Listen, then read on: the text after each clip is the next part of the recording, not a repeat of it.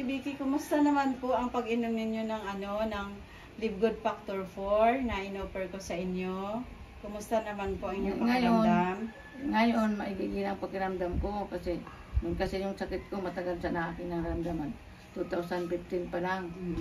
Masakit ako sa kidney, yung tutunaw yung kidney ko, at saka masakit ako sa bato sa abdo, mayroon pa akong mayoma, saka mayroon pa akong sakit ba sa baga.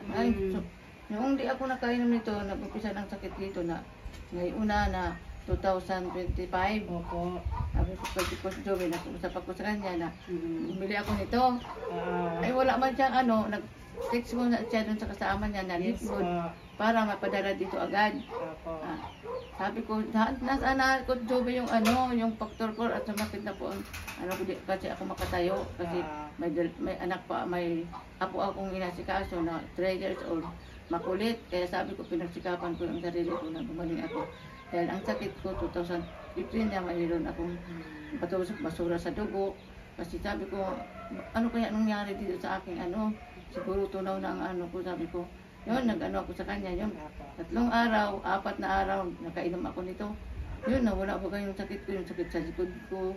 Yung upo ko, wala na, samantala. Utok-utok ako na di ako makakahinga, na ospital na nga ako. Yun, thanks God.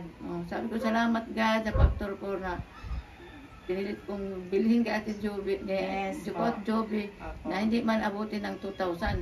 1,700 lang. Kaya sabi ko sa kanya, pinagsikapan ko ng anak ko na dagdagan niya ang pera ko para makainom na ako. Ngayon, 3-4 na araw, sumabak naman ako sa na-hospital yung anak ko na tatai. Sabi ko, ngayon pagdating namin doon, tunuan ang ospital, dalawang ang bata. Ngayon, nag-upo lang kami. 2 gabi kaming puyat.